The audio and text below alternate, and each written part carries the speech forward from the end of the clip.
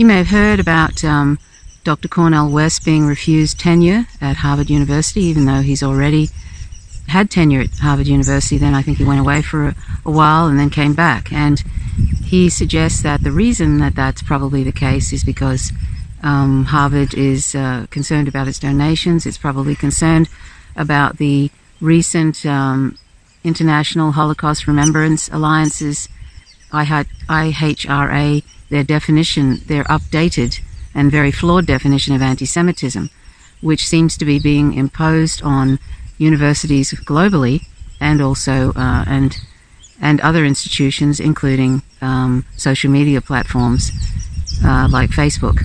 That there is a move to get many different institutions and social media platforms to adopt this flawed definition, the IHRA's definition of anti-Semitism.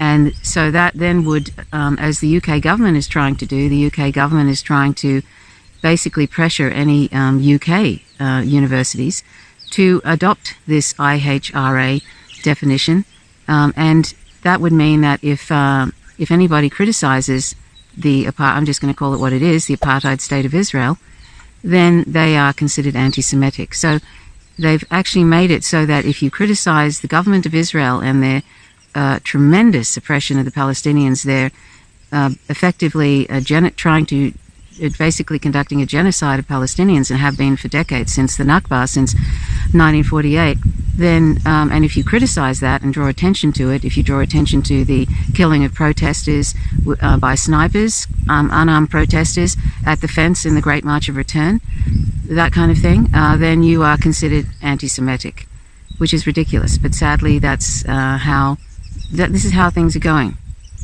So anyway, I was going to share with you a couple of clips, well, a few clips really, one is from Cornel West talking to Dr. Tricia Rose about why about that refusal of tenure by Harvard towards him, and what he thinks about that, and he feels like it's probably got something to do with his criticism of the apartheid state of Israel and his support for Palestinian rights. And he's talking with Dr. Tricia Rose about that, and then we go into how Professor David Miller from the University of Bristol is also being threatened, and he's been relentlessly persecuted for his outspoken criticism of the apartheid state of Israel, and they are trying to get him removed from his position. So that's Professor David Miller. There are other people in the world, there are other academics in the world that are being persecuted like this and being either removed or edged out, in other institutions. But I'm just picking on these particular two because they are most recent. Just more evidence of a greater plan to basically vilify any criticism of apartheid Israel. You can see it basically. You can see this happening all over the place now. There's convenient updated definition so that it is basically to protect Israel in its ongoing attempts to expand its borders, its ongoing attempts to basically completely colonize Palestinian land, and to basically oppress to the point of it's basically an ethnic cleansing, a genocide of Palestinians. You only have to see how they are treating them during this COVID-19 pandemic. Israel has vaccinated half of the population, and that happens to be the non-Palestinian half. So this is how it is now. It's so obvious, and yet, and that's why this definition has been introduced, because they are so desperate now to control the narrative that they are trying to move the goalposts so that you cannot even criticize them now with all the appalling things that they're doing to Palestinians without you being called anti-Semitic. And so anyway, this is very, very dangerous, because this is also tied up very much with US imperialism, because Israel and the United States are tremendous allies, and one washes the other, like one hand washes the other, basically. The US uses Israel basically as a proxy force to bomb Syria, to do all kinds of things that they would like to do themselves, and in return, Israel, this is one of the purposes of this great friendship between Israel and the US empire, for Israel to do the US's dirty work in the Middle East and help them gain full spectrum dominance. And in return for that, Israel is able to continue on oppressing and ethnic cleansing and settling, colonizing Palestinian lands and basically killing Palestinians. And they can continue to do that. And the US turns away, turns basically a blind eye, for want of a better metaphor. So that's what's going on, and that's part of it. That's a very, very simplified explanation. And if you want to find out more about this issue, I would suggest that you go to the Empire Files with Abby Martin, an excellent journalist who has done a documentary called Gaza Fights for Freedom. The Empire Files has also done 7 programs on this issue of Palestinian rights and what Israel is doing. And then there's also the Electronic Intifada. There's the Grey Zone.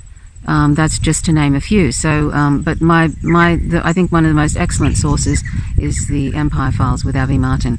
And I'll leave 7 programs that you can watch, because the problem is that because there's so much propaganda about Palestinians. I mean, they're basically, there's so much propaganda that a lot of people at best have no clue what's going on, and at worst think that all Palestinians are terrorists, and that that Palestinians are basically evil and trying to wipe out Israeli citizens or whatever. There's all these myths, dreadful racist myths and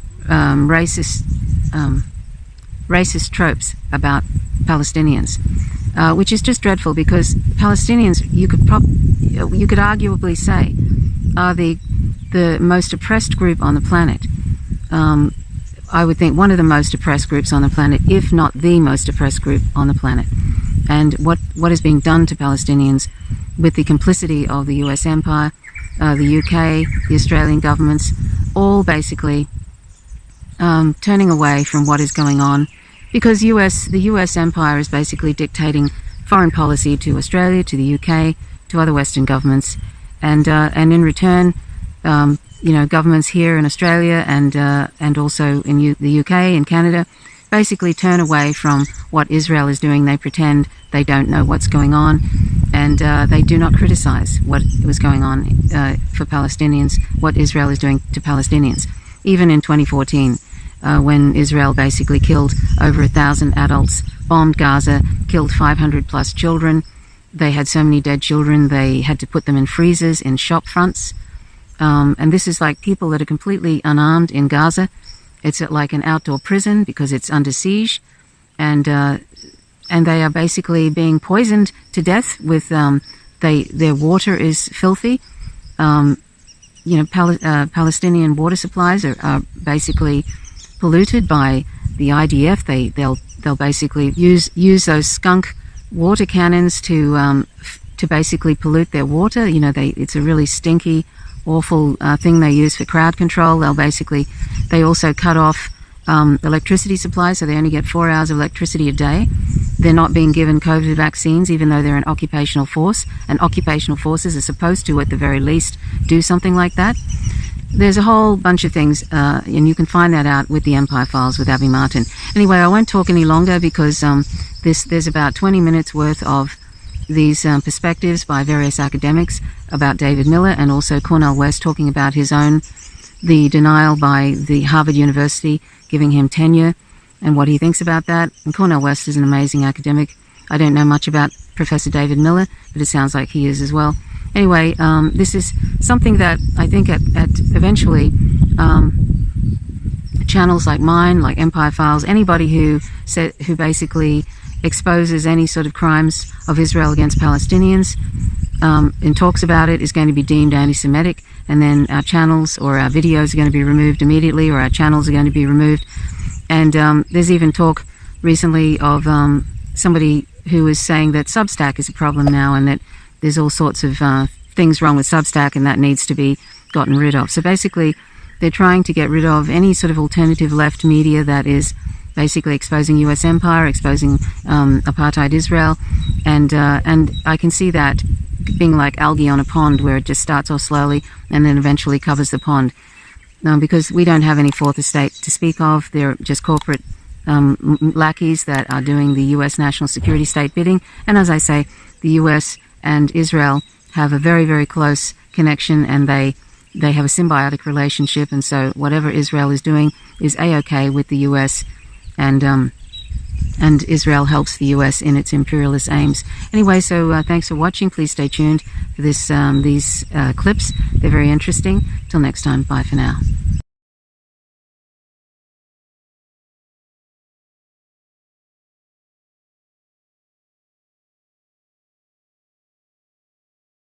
They have had university professors, they've had tenured professors leave Harvard, go somewhere for 10 years, come back. Nobody even thought about having them undergo tenure again. Exactly. Right. Nobody even thought about it. Never even occurred to them. Right. So I asked the deans, what was the problem? And they said the tenure process would be too fraught.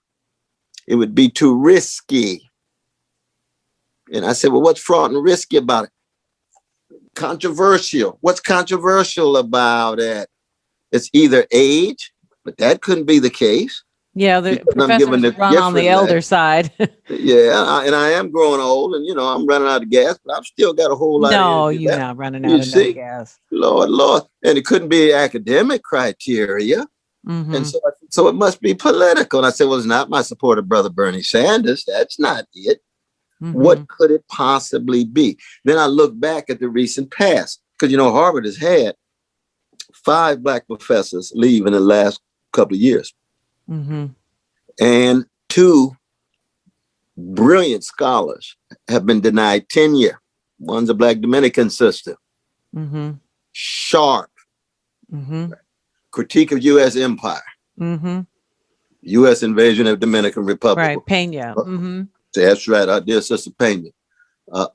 And then there was also a brilliant Jewish Israeli sister who was denied tenure because of her critique of the Israeli occupation.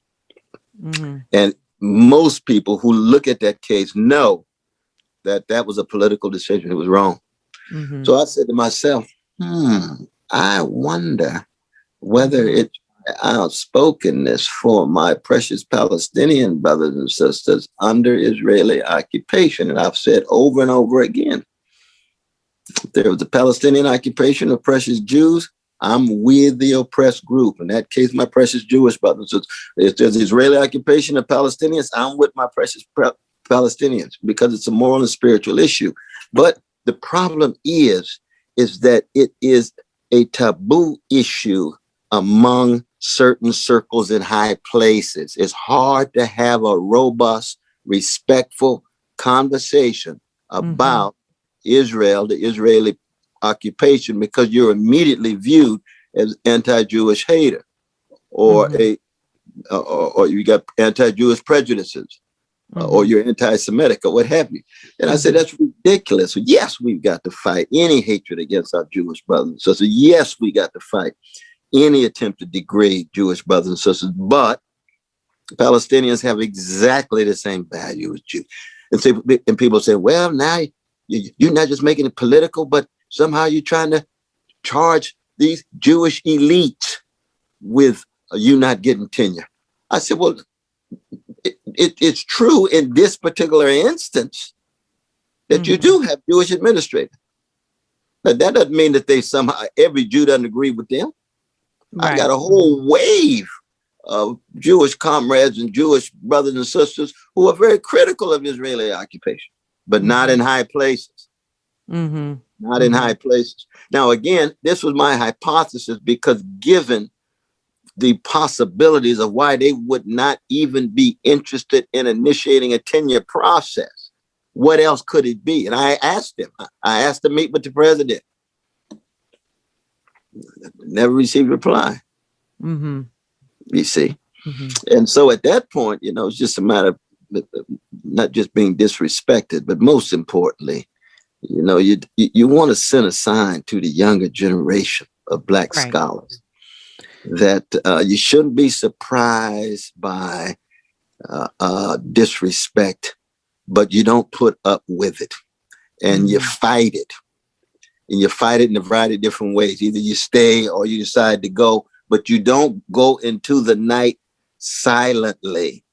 You've got to put a public spotlight on what is going on so that the next generation can be much more empowered in this regard. Because we got too many Black professors who are too comfortable and they're too conformist. And William James was right when he said the very role of higher education is to be a critical counterweight to greed, contempt, callousness, and conformity. He's absolutely right. And I've been shaped by the best of Harvard, even as I engage in what I perceive to be now its spiritual and intellectual bankruptcy at the moment. It can change.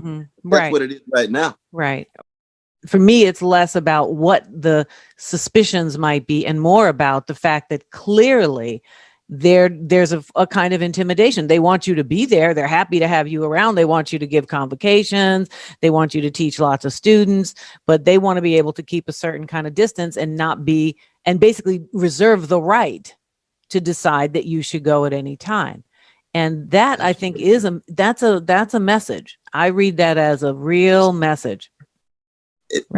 They would rather have me go through the back door. See, I'm not a back door going kind of brother. They got the wrong Black man. That if I can't be a free Black man in the way in which I can preserve my self-respect, then I'm not going to be at a place like that. Anyway, that's just just the way it is. And that's very much what we're losing, because when you look at the university nowadays, so commodified and so bureaucratized, it's donor money, public image, consumer reputation. And by consumer, I mean student reputation. Because that's the market, you see.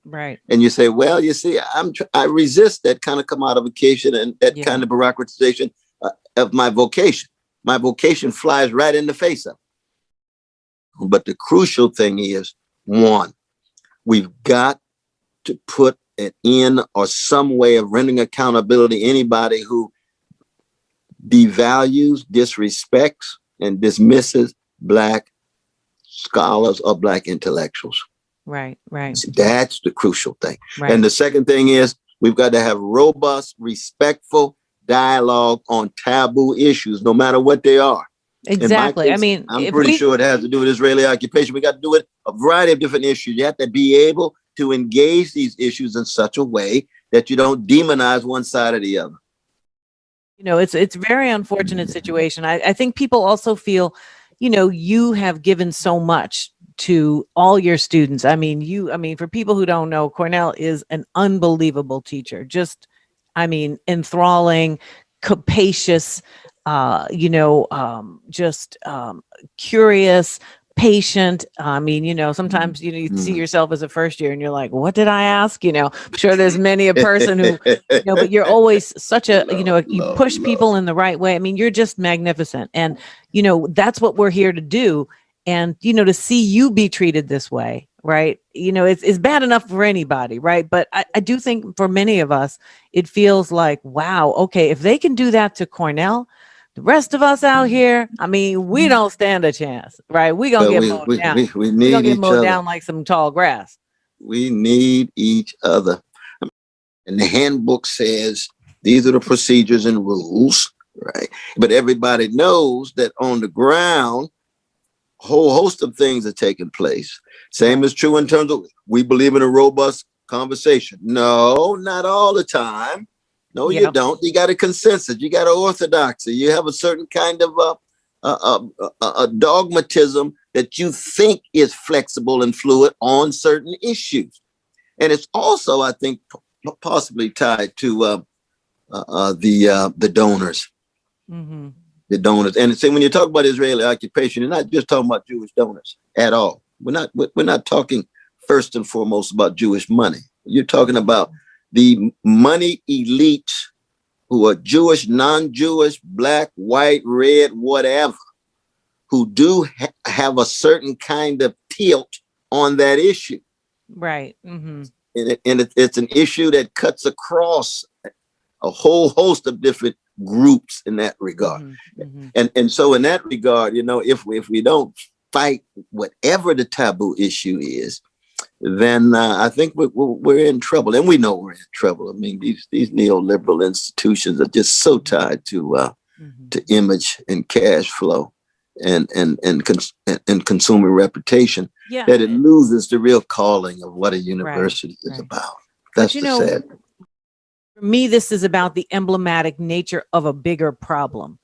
Absolutely. That is important, because I'm not 100% sure what their motivation is. I mean, I don't know. It could be Obama. I mean, you have a lot of beef with Obama. I mean, I got a lot of foes and enemies in high places. Now, as a Christian, of course, I love my enemies, but I don't love the behavior of my enemies. I don't love their deeds. And I decided a long time ago, my dear sister, that I was not going to allow anything under God's heaven to get into way of my expressions of my free mind and my solidarity with oppressed people here and around the world. Now, I'm not perfect, I'm not pure, but that is a fundamental conviction. That's right. So if I end up on the corner broke as the 10 Commandments, I'm going to be a free Black man. And I'm going to be speaking my mind. And I'll be able to align myself based on my morality and spirituality with any group whatsoever. And as you know, that gets me in trouble with Black folk, with Obama. I mean, that's what I'm saying. I think this is why it's important on principle to defend the position that you're in, and to respond and to ask for some real clarification. I think higher education has a real problem on its hands. It ushered in this whole market economy, and that this question of popularity and donor-based support means ideas now cater to powerful people more often than not. That's exactly right. I mean, not that it was ever entirely all that different in the Ivy League to begin with, I mean, but it does feel a bit more in seriousness. So what's the next? Sorry, go ahead, Cornel. No, I'm just saying, you can look at some of these schools of public policy and say, how many courses do they have on racism and poverty, sexism and poverty, homophobia and poverty? That's not political correctness. We're talking about precious human beings who find themselves in the bottom echelons of our society, the richest in the world. And we're supposed to be concerned with Harvard with Veritas, truth. The condition of truth is to allow suffering to speak. Oh, no, because oftentimes the funds going in a different direction. Right. So there's a big institute for, security. Exactly. It's like, whose security are we actually talking whose about? Security you're talking about? Exactly. Yeah, we're not talking about poor people's security. Exactly. Yeah. So what's the next step for you here? That your deep love and support, you and Brother Andre's love and support, you all have been loving me and supporting me for decade after decade after decade. And these are the times where you do find out who your friends are. You know what I mean? You really do. Yeah. This meeting has been, as you know, has been called in response to what has been a relentless campaign that is being waged against Professor David Miller at the School for Policy Studies at the University of Bristol, and repeated attempts to have him removed from his post with accusations of anti-Semitism, mainly over his views and comments he has made about Israel and Zionism. And it's been a campaign that's escalated over the last week, but has actually been going on for the last 2 years. After he gave a lecture on Islamophobia in February 2019, one of his areas of expertise.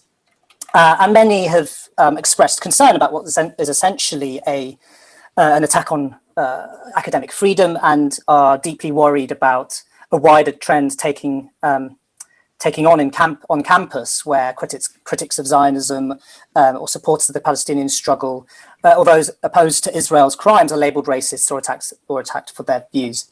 And this meeting is part of actually a local, national, and international support for David Miller in defence of academic freedom and against attempts to have him sacked. There's been over 250 educators and researchers that have signed an international letter in support, including the likes of Noam Chomsky and Judith Butler.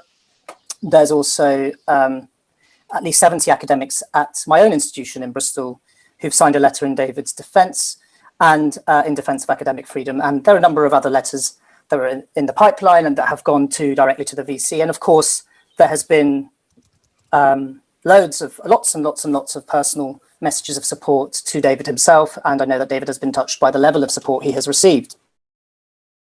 That, like Ken Loach, I feel in full solidarity with David Miller. I've known David for many years. I've worked with him occasionally on campaigns and over issues like Islamophobia, and I think that the idea that he is anti-Semitic is simply a false idea.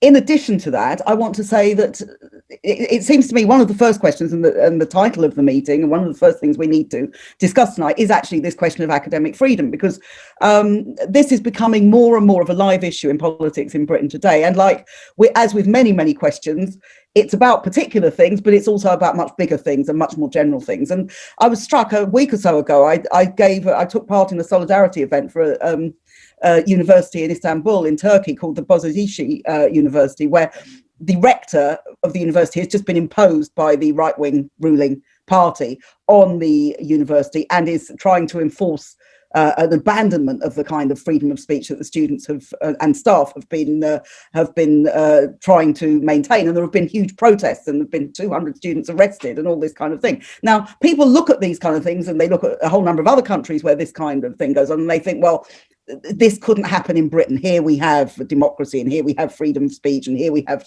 the ability of people to say what they want in universities. But we see in the case of David, actually, that there is a very unpleasant campaign against him, and it's one which is aimed at removing him from his post. And it seems to me this is exactly the opposite of academic freedom. And although there is a huge amount of talk, if you look at particularly at the right-wing media at the moment, there's a lot of talk about the threats to freedom of speech coming from the left, and the idea that the left is intolerant and doesn't want people to discuss ideas.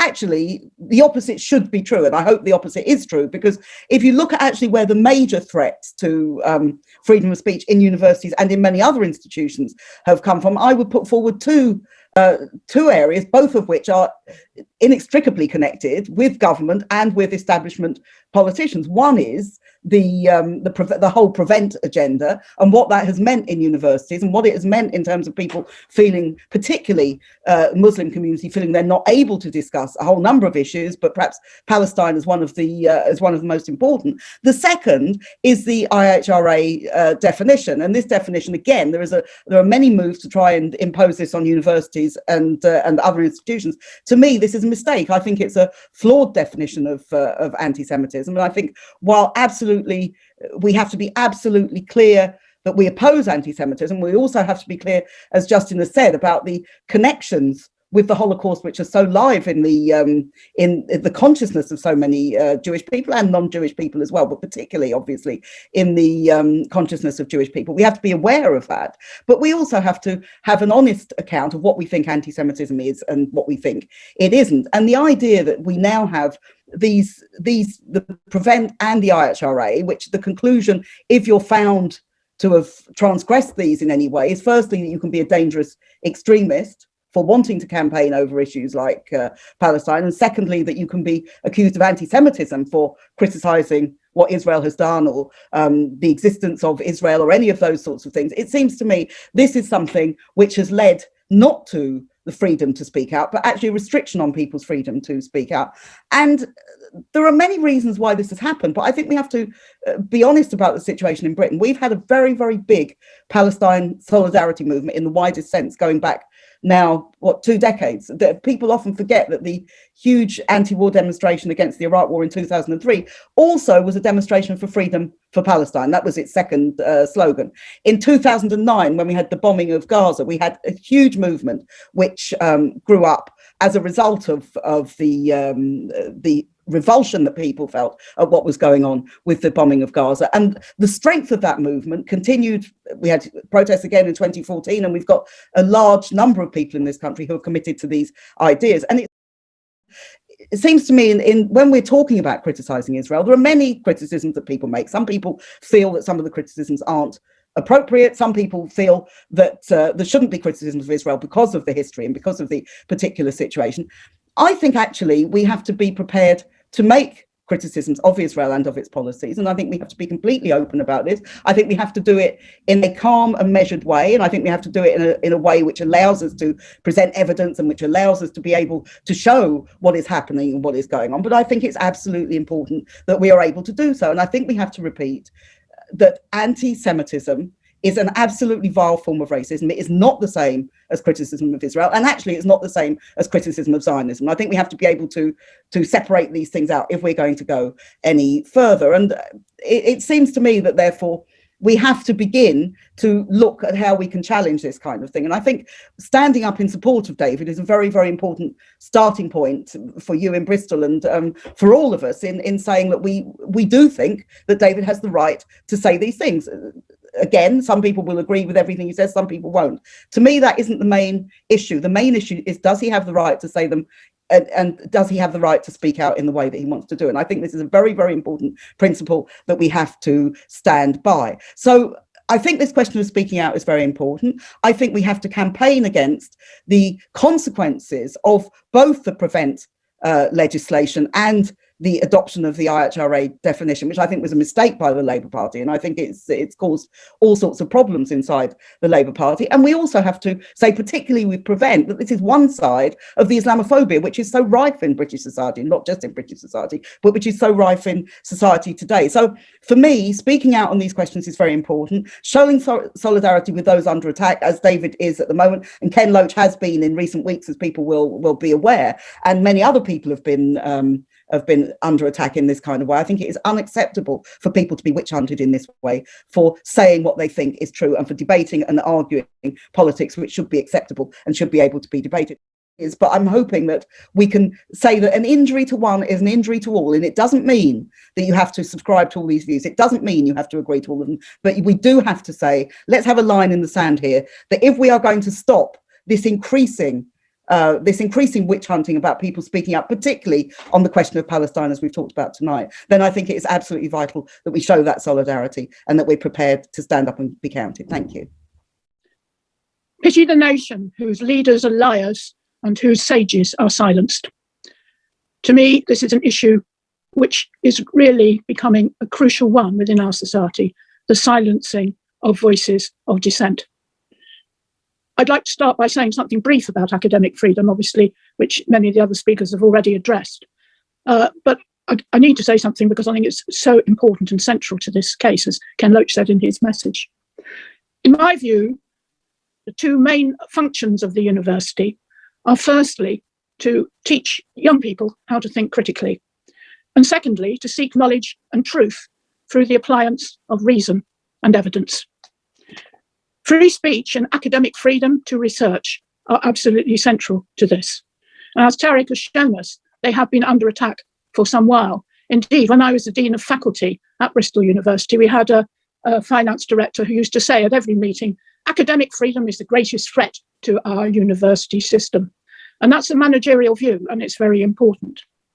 And I think it's particularly important at this sort of conjuncture in our societies, both here and across the globe, where we see the rise of the culture of fake news, illiberal and far-right ideologies, disinformation, and a lot of unpleasant behaviour on social media. The disinformation about vaccination is a very crucial and important example of that, which we know about at the moment. Now, free speech does pose, as the speakers have said, some problems, but I would like to read from you a passage from the letter that I had from Judith Squires, the Provost of Bristol University, which I found very interesting and hopeful, because it shows very clearly what Tarek was talking about, the difficulty of balancing out two things, making the student body feel safe and comfortable, but also protecting freedom of speech. But on a form of latter thing, she said in her letter, we are steadfast in our commitment to freedom of speech and to the rights of all our students and staff to discuss difficult and sensitive topics in a spirit of toleration. Universities are places of research and learning where debate and dissent are not only permitted, but expected, and where controversial and even offensive ideas may be put forward, listened to, and challenged. And the inclusion of that term offensive ideas, to me, is very important. And I'm going to say something more about that in a minute. I want to talk about three areas which are dear to me, and I might be a bit controversial in what I'm going to say. The first area I want to talk about is our political culture. Some of you may know that I've recently been a city councillor on Bristol City Council. And I resigned, I stuck out my term, but didn't want to stay on afterwards, basically because what I discovered was so distressing to me. And And I hadn't been aware of it, which is rather naive, really, for a sociologist. But when I got into it, I realized that politics is not about truth and knowledge and speaking out and coping with debate and dissent. It's about spin and PR. And I want to mention particularly something which I've been thinking about, which is the policy of whipping. And this is it seems off piece, but it isn't entirely, because we know that about the withholding of the whip from Jeremy Corbyn because of his attachment to the Palestinian cause, among other things. The policy of whipping is actually very strongly enforced, more strongly enforced at the local government level than it is in Parliament. And basically what happens is that a false consensus is manufactured. Now, in terms of democratic participation, and democracy is always difficult to attain, it's fair enough that when the majority vote is taken on a fairly trivial policy matter, then yes, okay, one has to go along with the majority, even if one's view is not to share that. But if it's a big issue, and I will mention 2 examples, then I think it's absolutely important that dissent is not buried and silenced but is heard. And the 2 examples I will give, one which I imagine will appeal to Lindsay, is the current Labour leadership's announcement that the possession of nuclear arms is non-negotiable. And another example, more local and perhaps appearing less serious, but actually very serious, I think, for academics, was a proposal to close down many of Bristol's public libraries. In such cases, dissent is very important and it needs to be seen by people, not suppressed. And also whipping, I'm afraid, can lead to a culture of bullying, both online and directly, the setting up of kangaroo courts, which I witnessed in the council, and the silencing or shaming of dissenters. And this leads me to my second area, which is what the Americans call cancel culture, I think, and we call no platforming. And this is a very big issue, of course, in the Labour Party, and Tariq has given some examples of it in his talk. I think what we are seeing is an increasing tendency to bully and silence those people who disagree with you. We must deplore genuine hate speech and genuine anti-racist behaviour in particular, and we must deplore the very real existence of anti-Semitism. However, unfortunately, it seems to me that things have been cheapened to something where people are just complaining if something is said which they don't like, and they then say, I'm offended by this, I'm hurt by this, I don't feel safe. We're told, for example, that many British Jews don't feel safe to attend Labour Party meetings where Palestine is discussed. And I really don't understand that, because it seems to me that the only people who are actually unsafe within the Labour Party are left-wing Jews, many of whom have been suspended. I could give you names, and some of them I know are in the audience today. I myself am of Jewish heritage, and I too was at one time suspended for anti-Semitism, and probably would be still if I hadn't had help from the excellent Jewish Voice for Labour. And I think it's very important that we try, as has been said by the other speakers, not just to block all these attempts to silence people, but to debate openly and freely about the issues which are dividing us. But certainly this is at the moment, as far as I can see, it's something that is fatally destroying the possibility of left solidarity and left unity and of a Labour government. And the final thing, I just want to say a bit about Palestine, the taboo subject. It's something that I've become increasingly concerned about. And in 2019, I actually went to visit Palestine for the first time in a group organised by the excellent Travel to Palestine and led by the wonderful Nina Franklin of the NEU, who sadly is no longer with us. And I would say also that the UCU has always stood very firmly on Palestine rights, and that's something I applaud my union for. Having been there, though, it's different from hearing people talking about it.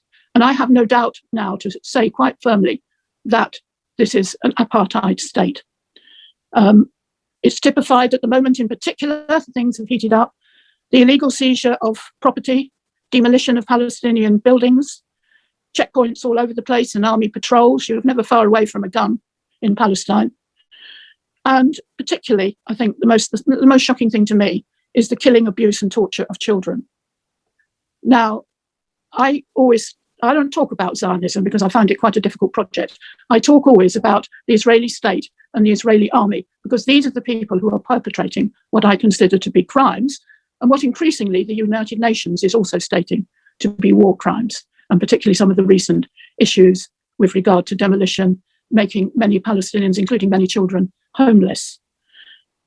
All this, I think, is a very tricky area, but it's really, really important that we're not silenced by it. And certainly within the Labour Party, there has been a real attempt to stop us talking about Palestine. For example, a colleague in another city was the officers of her branch were suspended because they brought a motion of solidarity to Palestine. And that is ridiculous, given that at the last Labour conference, we actually voted to support Palestine, and that should be official Labour Party policy. And yet we're told not to talk about it, presumably on the grounds that, again, it offends some people. And I'd like to sort of close in a way by saying, you know, I go back to this little tag I learned as a child: sticks and stones can break my bones, but naughty words won't hurt me. Well, we should avoid naughty words. We should be polite. We should be considerate. But still, words are very different from killings and destruction. I applaud David as one of those who refuses to be silenced. His work on Islamophobia, which I consider to be the most current prevalent form of racism in our society, is crucial and important, and it's very important, as Tariq would also say, I'm sure, to go on talking about this as a scourge on our society and on inclusivity. And we need to talk about these things, these difficult and sensitive issues, as Judith Squire said in her letter. I'm very pleased to see so many academic colleagues coming to the defence of David, and I'm proud to stand with them. Thank you. Now, understanding that process and having a critical insight into how policy making operates and how power operates in society is crucial for us to make collective political decisions. And the fact that, and this fact basically is why transparency is so important in politics and policy making. It's the reason why politicians have to declare their sources of funding. It's why politicians have to declare their meeting with outside interests, and so on and so on. And it's the reason why public and officials next have to declare potential conflicts of interest in their decision making and in their research respectively. Now, as citizens, so we need to critically assess arguments, but we also need to critically assess the interests involved in shaping those arguments. If we're not aware of this crucial latter aspect, then we're more vulnerable to manipulation. And if the latter aspect is not known about, then the integrity of the democratic system as a whole is compromised. And all of this has been a key concern in David's work, and I would add that it's also the reason that the sort of engaged political sociology that David undertakes is so important, because it helps us to understand society better, and it helps us understand society's decision-making processes better. Now, in recent years, as concerns about the influence of conspiracy theory has grown, there's been this increased tendency to regard any analysis of organised interest and coordinated political action as being politically suspect or illegitimate. Needless to say that professional lobbyists, political consultants and so on, and the corporate and conservative interests they represent have an interest in not being scrutinised and an interest in delegitimising those who seek to scrutinise them. Where does academic freedom fit into this? It's been widely recognised, and I mentioned journalism earlier, that journalism is integral to a functional democratic system. And the same principle applies to academic freedom. Autonomous social science is part of our social system of knowledge production, and we rely on it for an accurate understanding of the world, and we rely on it for our decision making. And that's why we cannot allow that autonomy to be further eroded, because it has been eroded. It's never been a perfect set of institutions, but it's important that we defend this particular principle.